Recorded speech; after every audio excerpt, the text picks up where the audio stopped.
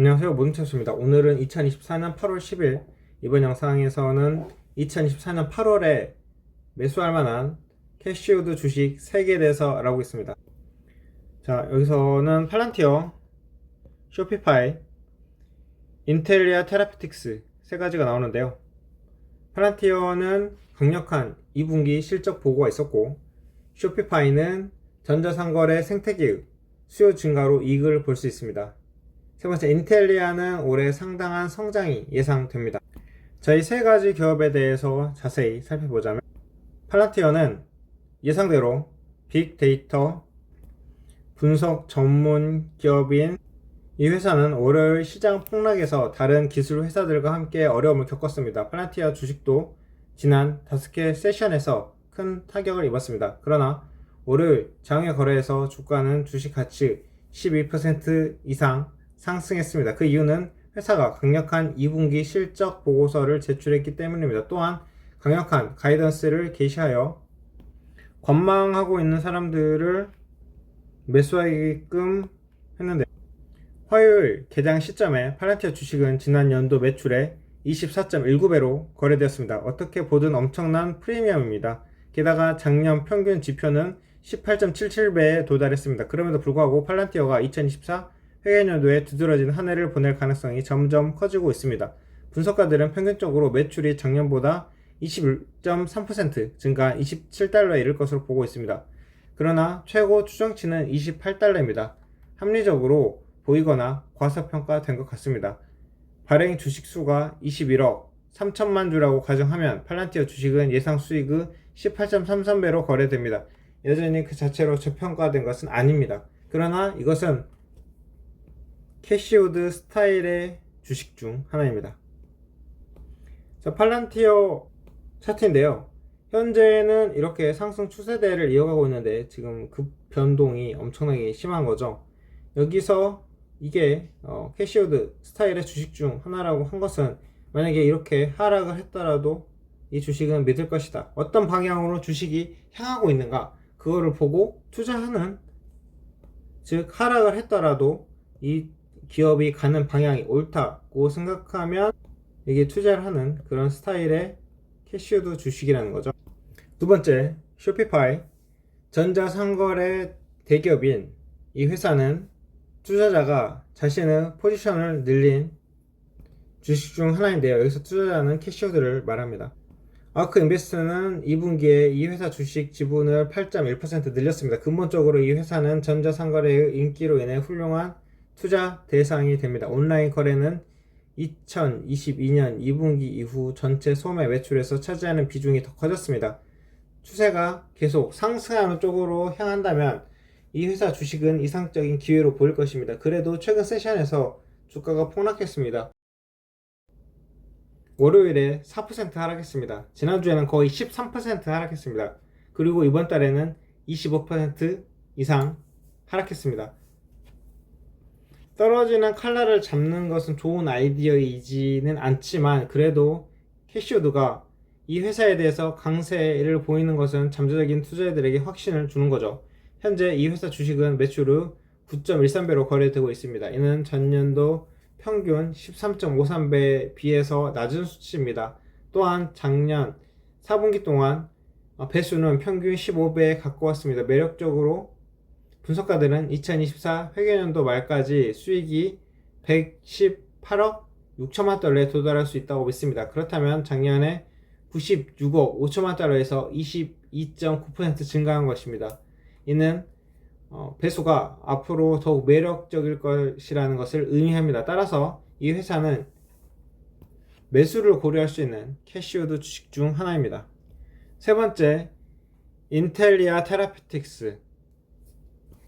게놈 편집을 전문으로 합니다. 현재 다양한 암과 자가 면역 질환을 치료하기 위해 공학적 세포 치료법을 찾는 연구에 주목하고 있습니다. 아크 인베스트는 2분기에 이 회사 주식 지분을 5.5% 늘렸습니다.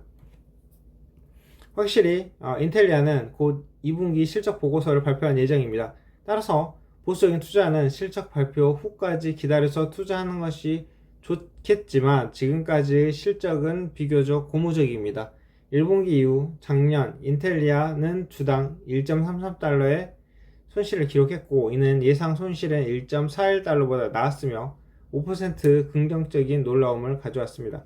가치 평가에 있어서 이 회사 주식은 매출 후 38.47배로 거래되고 있고, 이 엄청 높은 거죠. 하지만 작년에는 이 지표가 57.66배였습니다. 그런 의미에서 문맥적으로 인텔리아가 저평가된 것으로 간주할 수 있다는 주장은 할 수 있을 것 같습니다. 흥미롭게도 분석가들은 2024 회계연도 매출이 7,078만 달러에 이를 것으로 예상합니다.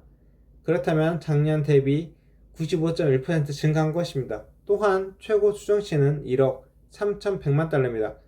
캐시우드 주식 중 하나로 레더에 계속 올려두어도 좋을 것 같습니다. 자, 이 회사는 크리스퍼 CAS9 기술을 사용하여 유전적 근원에서 질병을 치료할 수 있는 일회성 치료법을 개발하는 것을 목표로 합니다. 이 회사의 파이프라인에는 다양한 유전적 질환을 목표로 하는 여러 프로그램이 포함되어 있으며 신체 내부 및 신체 외부 적용에 중점을 둡니다.